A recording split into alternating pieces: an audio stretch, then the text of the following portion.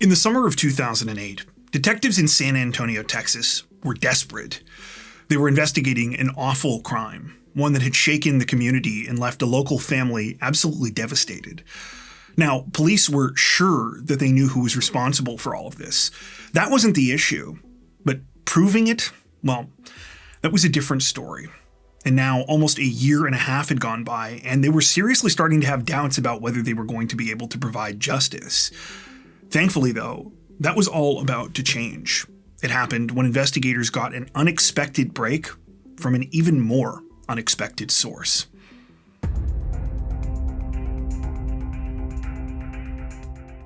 January 29th, 2007 started off like any other Monday for Mariano Rivera.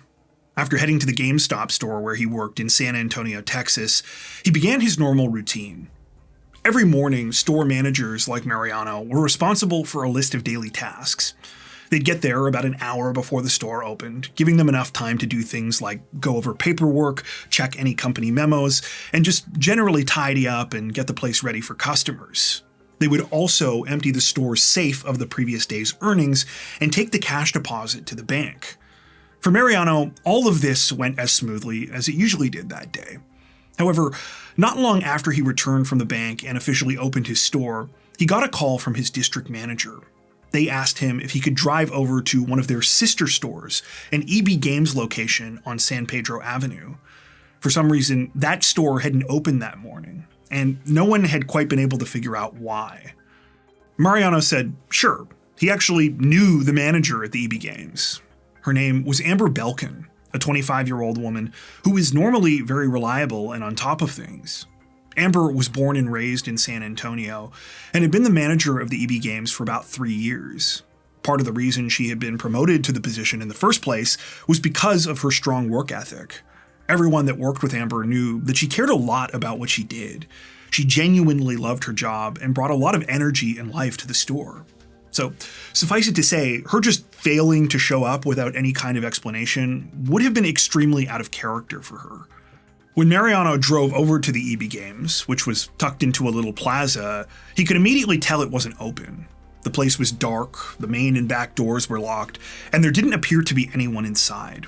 Just to be sure though, he peeked in through the front window as best he could and called the store repeatedly, but he never got any sort of answer.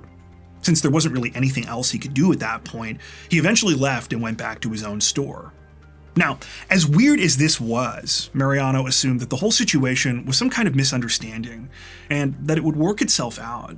But a few hours later, he got another call from his district manager asking him to go back and check again. This time, Mariano would actually be able to get into the store. Only a couple minutes later, he would end up calling 911.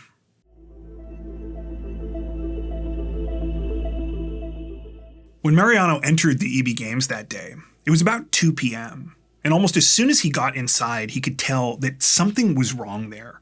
The store was in a state of disarray, but not like in the sense that it hadn't been properly cleaned up from the day before. Things were knocked over, products were opened up and scattered around, and some game discs and DVDs were just straight up on the floor. What was even stranger was the cash register. Its drawer was wide open, and there was actually money out lying on the counter, including some random rolls of coins. Mariano knew that there was no way an employee would have left the store like this, especially not Amber. Feeling a sense of building dread, Mariano headed through the main sales area into the back where the manager's office was. What he found there was absolutely gut-wrenching. Amber Belken was lying motionless on the floor. There was a plastic bag over her head, and it didn't look like she was breathing. When police and emergency responders arrived at the scene, they confirmed the awful discovery. Amber was dead. She had been strangled and suffocated with that plastic bag that was covering her head. It was clear, based on the way that she had been killed, that there was a struggle. Someone had done this to Amber during the middle of a violent attack. Very quickly, investigators found clues that pointed to a potential motive behind the crime. Like the store's cash register, the safe in the manager's office was also wide open, and the money that was supposed to be in there was missing. A phone call revealed that it had never been deposited at the bank that morning. It wasn't just money that had been stolen, though. With Mariano's help, police were able to determine that a decent number of games, DVDs, and full PlayStation and Xbox consoles had also been taken. The total value between the cash and the merchandise was estimated to be around $6,000. It was looking like this was a robbery, and that whoever was responsible had made off with a sizable haul. More evidence backing this theory was found when detectives expanded their search area. In the parking lot, they found Amber's car along with her cell phone. The last text she had sent was at 9:08 a.m. to her boyfriend, Fred. 4 minutes later, the alarm system at the EB Games had been shut off, suggesting that this is when Amber had first gone in and started her shift. While both the front and back doors to the store were locked at the time Mariano had gotten there, the back emergency door that led into the alley was only locked from the outside. The security bar, which prevented the emergency door from being opened when people weren't inside, was disengaged. This not only further indicated that Amber had already started work at the time that she was attacked, it showed police more about how the culprit could have carried out the crime. They could have taken all of the stolen goods out of the back into a waiting car while still having the door appear to fully lock behind them once they were finished. The final thing police noticed was that the cordless phone near the store's front counter was off its charging base. To them, this was a sign that Amber might have been trying to call for help before she was murdered. As important as all of these details were, detectives weren't convinced that the case was as straightforward as it appeared to be. The biggest reason for this was Amber's murder itself. If this was a simple robbery and nothing else, why had it turned so violent? I mean, the safe was open, so obviously Amber hadn't refused to cooperate with her attacker. So why kill her? And in such a brutal way, too. A suffocation like this would have taken several minutes. It seemed personal. Detectives asked themselves, was there someone who would have potentially benefited from both the robbery and Amber's murder? As it turned out, they wouldn't have to look very far before they found someone that appeared to fit this description. You see, Mariano wasn't the only person who was at the store when police arrived that day.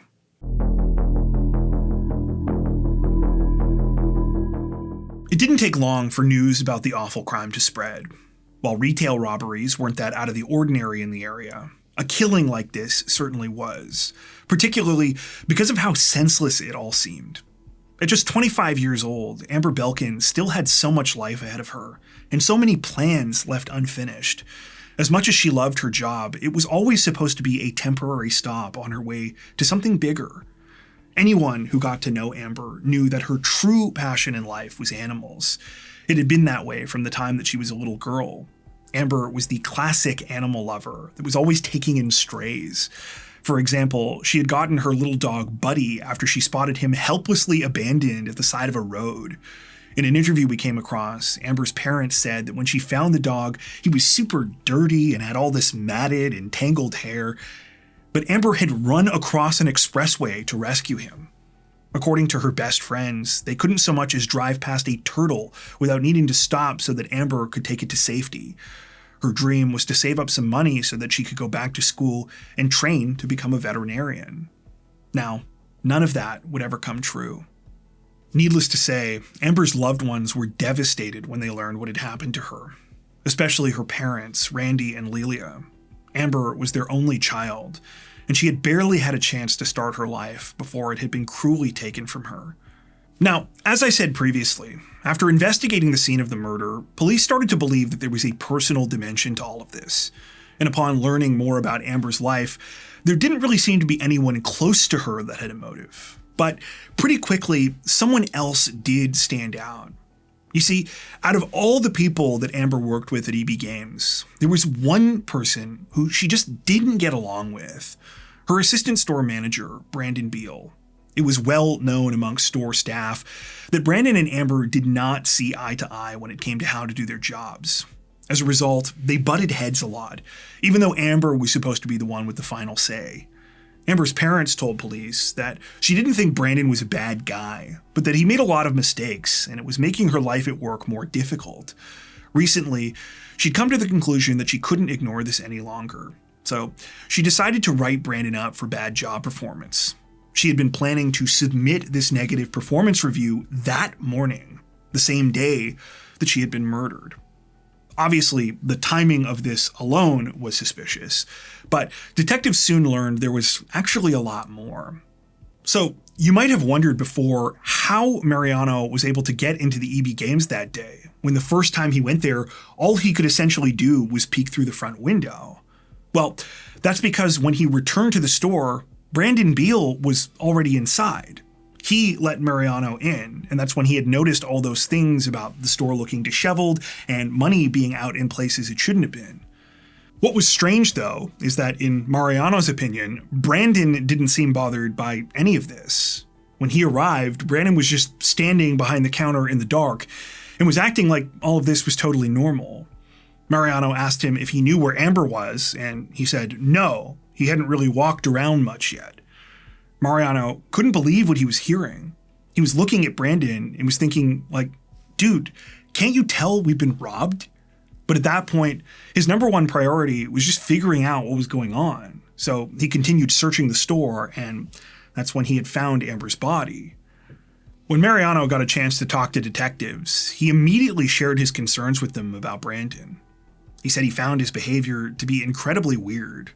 Like, even if he didn't think any other employees were in the store, Mariano said, after seeing the place, he should have known something was wrong, and should have at least been concerned for his own safety. This was all very interesting to police, especially because the more they looked at the situation, the more this whole thing was feeling like an inside job. Particularly when they found out there was something pretty unique about this EB Games store. It was the only one in the area that did not have surveillance cameras. Of course, as the assistant manager, Brandon would have known this. He would have also known when the daily cash deposits were made, how to get in and out of the store with product as efficiently as possible, and that Amber was opening alone that morning. On top of this, as police had already established, Brandon had a potential motive. In addition to the financial gain from the robbery, he would have been protecting his job by preventing Amber from submitting that negative performance review about him. Brandon was initially questioned by detectives at the scene on the day of the murder, but all of these suspicious details took a few days to put together. By that time, Amber's funeral had been held. More than 600 people attended, with mourners spilling out of the church into the parking lot. Among them was Brandon, who many people were shocked to see. By this point, rumors had spread about his involvement, and a lot of people, including Amber's parents, were totally convinced of his guilt. In their minds, this was a classic case of means, motive, and opportunity, and Brandon had them all. A couple of days later, Brandon was brought in for a taped interview, where he was questioned about everything from his strange behavior to his work relationship with Amber to his whereabouts at the time of the murder. Brandon denied any involvement in the crime, saying that he hadn't even gotten to the store on January 29th until shortly before Mariano arrived. He said he had spent most of the morning at home before heading out to help his fiance's parents with some redecorating. I'm going back over everybody we talked to, trying to figure this thing out. Just gotta let my dog out, March Sports Center. Then at 9:45 I left because I had to go help my fiance's parents move a big item that goes in the kitchen.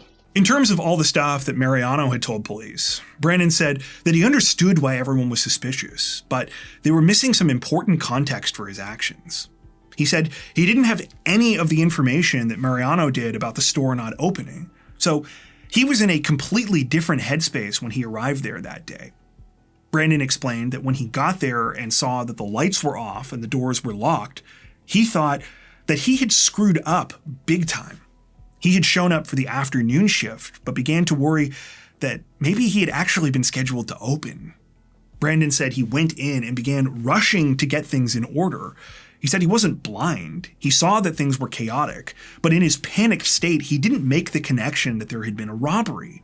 Instead, his concern was that the crew from the previous day had left things like this, and that he was going to get blamed for the mess. As for the whole situation with Amber writing him up for poor job performance, he claimed that he had no idea about that. He said that despite disagreements at work, he had nothing against Amber personally, and he definitely wouldn't have done anything like this. Investigators weren't convinced by Brandon's story, and following this interview, they obtained search warrants for his cell phone, his car, and his home. When they executed these warrants, they were stunned by what they found. It was nothing. Absolutely nothing. There was no stolen merchandise or money in Brandon's home or vehicle, and there was no mention of anything remotely criminal in any of the communications on his cell phone. In fact, GPS data on the device showed that he hadn't been anywhere near the EB Games until around 2 p.m., just like he told police. Finally, his alibi was confirmed repeatedly by his fiancée and her parents. To say that this was a setback for authorities would be a wild understatement. Not only had they found nothing, they now essentially had nothing. In their minds, all signs had been pointing directly towards Brandon Beal as the killer, but he was 100% innocent. All that being said, as wrong as they had been, there was one essential part of their theory that investigators had gotten correct. However, it wasn't until they received an unexpected phone call that they began to understand what that was.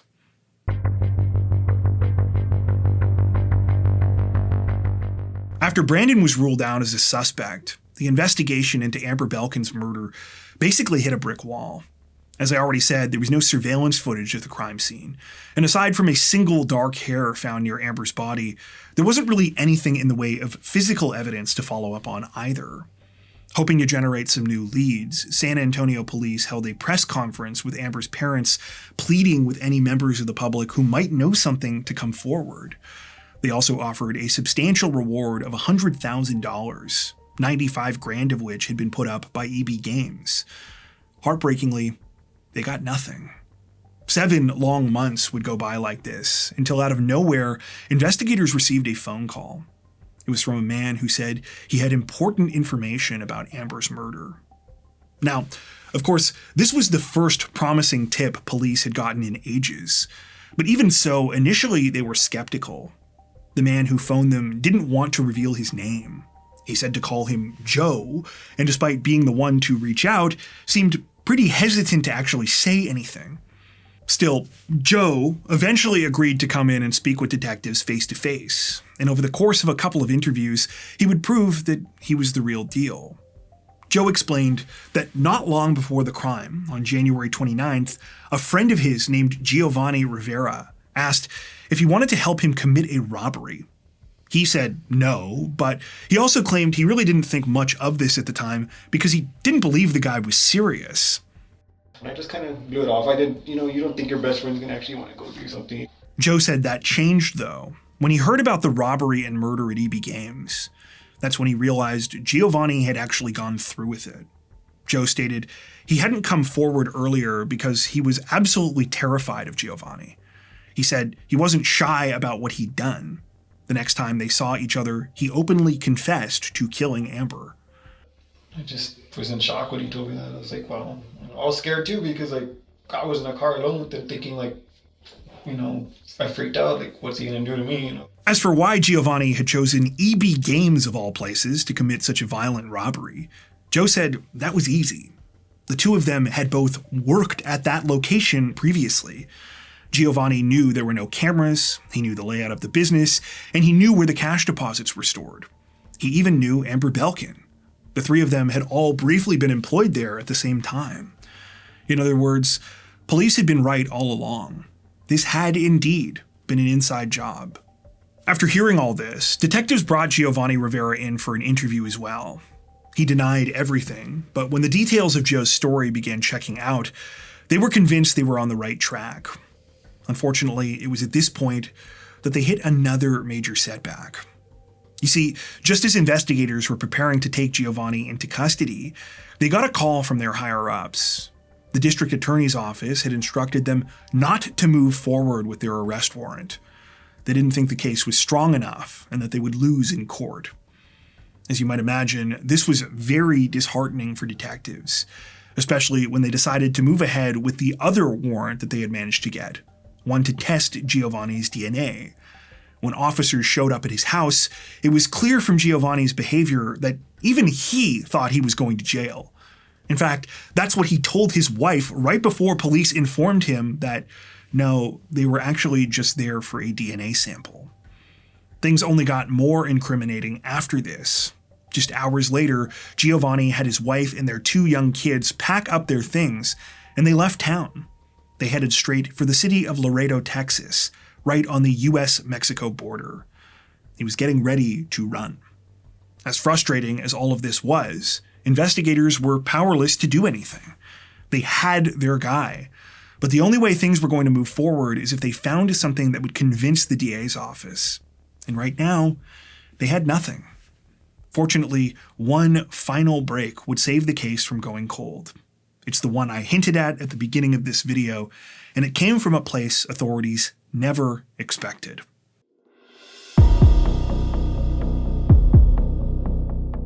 In June of 2008, so almost a year and a half after Amber Belken's murder, San Antonio police received another phone call out of the blue. It was from a woman who said that she needed to speak with them right away. This woman was calling from the city of Laredo, and when she told authorities who she was, they immediately perked up. Her name was Veronica Rivera. She was Giovanni Rivera's wife. It turned out that Veronica had an incredibly harrowing story to tell, and after sitting down with detectives, she started from the beginning. Veronica said that she had met Giovanni a few years earlier when she was still in high school. He began pursuing her romantically, and though she wasn't really attracted to him, she eventually gave in because of his persistence. Little did she know, it was a mistake that would end up destroying her life. Soon after they began dating, Veronica got pregnant. Despite her young age, both her and Giovanni's families insisted they get married.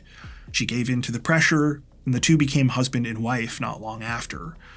Veronica would go on to have 2 children with Giovanni, and while she never regretted becoming a mother, life with her husband was a different story. In addition to having constant financial difficulties, Giovanni was incredibly abusive. He demanded sex from Veronica whenever he wanted it, and wouldn't take no for an answer. Veronica said that if she tried to resist, Giovanni would force himself on her and sexually assault her. Horrifyingly, because they lived in a 1-bedroom apartment, she said he would often do this while their 2 young kids were asleep just feet away from them in the same room. He would duct tape her mouth and wrists so that she couldn't fight back or make any noise. Veronica said she didn't dare tell anybody about this, and she didn't know what to do. Still, she said she never would have believed what happened next. When she heard about Amber's murder on the news, she initially thought it was a crazy coincidence. She knew the EB Games where it had happened was the same one where her husband had worked, and she even pointed this out to him. At the time, she said he seemed genuinely as surprised as she was, but all that changed that night when police showed up at their house to collect Giovanni's DNA. Veronica explained that immediately afterwards, Giovanni said that they had to leave and that they were moving to Laredo. When she asked why, he said that the police thought that he had killed someone. She asked him, "Did you kill someone?" To her horror, he replied, "Yes," but he didn't provide any other details. At this point, Veronica was beyond terrified. She went along with the move to Laredo, but the more time that went by, the more the situation started to eat away at her. Finally, one night, despite how scared she was, she decided to confront Giovanni. It nearly cost her her life. By now, Veronica had put together the pieces of everything that had happened over the past few months. She was fairly certain that Giovanni had killed Amber Belken, and she asked him about it directly. Giovanni admitted it and confessed that he had murdered Amber while robbing the store. Veronica begged Giovanni to turn himself in, but he refused. When she said that their marriage was over and that she was leaving him and taking the kids, he told her to get in the car so that they could grab something to eat and talk things over. Instead of driving to a restaurant, though, he took her out into a secluded location. Once there, he locked all the doors and pulled a gun out of the glove box. Veronica pleaded with Giovanni not to kill her, but he ignored her. He ordered her into the back seat, where he sexually assaulted her. Veronica was convinced that she was about to die. However, when he was finished, Giovanni suddenly got out of the car and handed her the weapon. He told her that she needed to kill him so that all of this could finally be over. He said that if she didn't, he would continue to come after her, their children, and anyone else she ended up with for the rest of her life. Now, Veronica knew that Giovanni was dead serious about this threat, but she told investigators she wasn't willing to become a killer as well. Somehow, in that moment, she managed to talk Giovanni down, convincing him that with him dead and her in jail, there wouldn't be anyone to look after their 2 kids. Veronica said that the 2 of them drove back home, where Giovanni forced her to lie next to him in bed. After a sleepless night, she said he drove her and the children to her mother's house before taking off. As soon as he left, and she felt like her and her kids were finally safe, she made that call to police. After hearing all of this, detectives were stunned, but they were also nervous. They now definitely had enough to take Giovanni Rivera into custody, but if he had left his wife and children, it almost certainly meant that he had fled across the border. They contacted the U.S. Marshal Service, who added Giovanni to their 15 most wanted list. At the same time, they began coordinating with law enforcement in Mexico, hoping that they would help to conduct a search. To the relief of investigators, Mexican authorities were more than happy to lend a hand. Then after 6 weeks, they managed to track Giovanni down. It turned out he didn't actually go very far. He was staying at his cousin's house in Nuevo Laredo, literally right on the other side of the border. As the icing on the cake, so to speak, at the time of Giovanni's arrest, he was playing one of the video games that he had stolen during the robbery at EB Games. As amazing as this break was after all this time, there was one string attached to the arrest. As part of the extradition agreement, U.S. officials had to promise that they would not be seeking the death penalty against Giovanni. This arguably didn't matter that much anyway, though, because in the end, prosecutors still decided to offer him a plea deal. When detectives sat down and questioned Giovanni following his arrest and asked him about Amber's murder, he offered a partial confession, though his story didn't really make any sense. He claimed all he wanted was money, which he needed because he had recently lost his job. He said at first Amber cooperated, but when she tried to call for help, he attacked her and put the bag over her head. But he framed the whole thing like an accident, stating that at some point she just stopped responding and he fled. She recognized me, and when I was in there, I asked for the money, and I tried to explain to her, look, I'm having some problems, and she said, just take the money. And then that's when she panicked and she wanted to scream, and I just covered her mouth and just saying, please don't scream like that. And now I'm faced and I'm like saying that I can't lose everything I gained, my family, and I've already hit the point of no return, and I just grabbed my bag and I just told her, just be quiet. And when she stopped moving, I just heard her gurgling, and I didn't hear her screaming. I just stopped and I said, you know what, okay. And I turned her around and I untied her. I said, are you okay? And she wasn't breathing, and I heard her gasp, but she didn't respond anymore, and that's when I left. I had already had the money, and I put the stuff that I wanted to pick up so I can sell, and I left out the back door. Unfortunately, because we can't trust Giovanni's statement, and the only other witness to the crime was Amber, there are certain details and questions about what happened that fateful day that will likely never be fully resolved. For instance, it's not clear how Giovanni initially made his way into the EB Games that day. We also don't know if he was always planning on killing staff during the robbery, though it seems likely considering he had previously worked there and knew that most employees, including Amber, would recognize him. In my opinion, what's also pretty obvious from these interview clips is that Giovanni didn't really feel sorry for what he had done.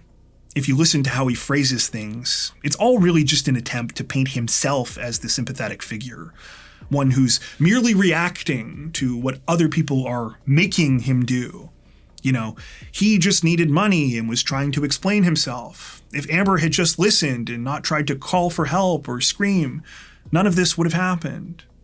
A particularly egregious part of the interview that I think shows exactly what I'm talking about here is when Giovanni claims that he was actually going to turn himself in before police caught him. I've had this guilt for a long time. I've been wanting to turn myself in, but I always put the needs of others before me. That killed me the first time I heard it. So he fled the country, but he really wanted to turn himself in, but he just couldn't do it because he cares so much about other people. Right. Gotcha.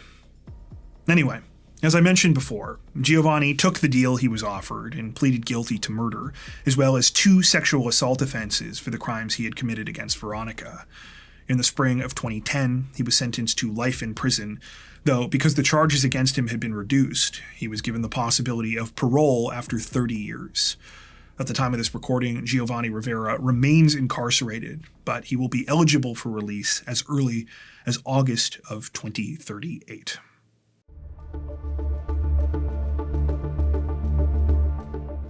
I'm going to guess that a lot of you watching right now are upset with the sentence that Giovanni got. And honestly, I can't say I blame you. The fact that he took so much from Amber and her family, and that he might one day still be a free man, is a hard thought to stomach. One of the most heartbreaking things I came across while researching this case was the statements that Amber's parents made when confronting Giovanni at his sentencing hearing. In part of them, Amber's father summed up their grief this way, telling him, quote, "You didn't kill one person, you killed 3.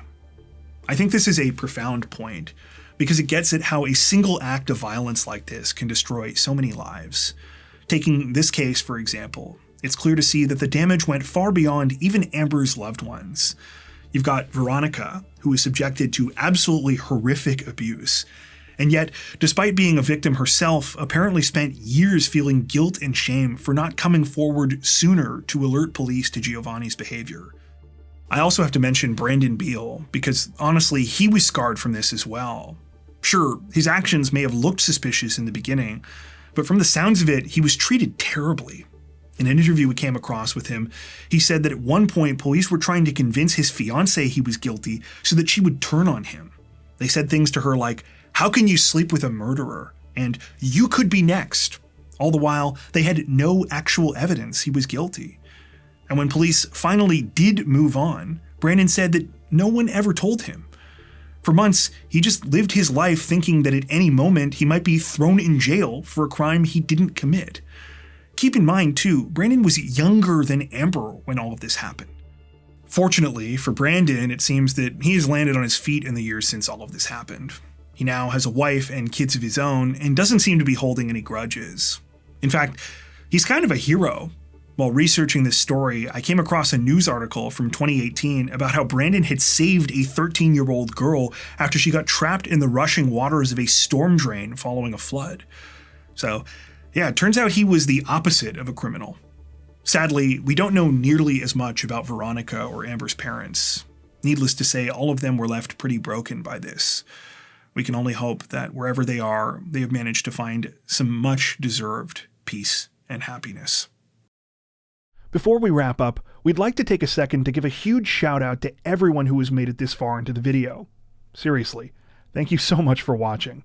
If you found today's upload interesting and informative, we'd be honored if you consider liking and subscribing, as well as hitting the notification bell and selecting all notifications to stay up to date with our latest releases. If you're looking for additional ways to help support the channel, we'd love to have you join us over on Patreon. Patrons get ad-free and early access to all of our content, as well as 4 additional stories per week for each of our Crimes of the Week and Crimes of the Week International videos. You can learn more at patreon.com/crimezone, where you'll also find some of the fine folks whose names are currently on screen. All that being said, we understand that not everyone has the means to support financially, and that's totally okay. We appreciate every like, sub, share, and comment that you send our way. Once again, thanks so much, everyone, and take care.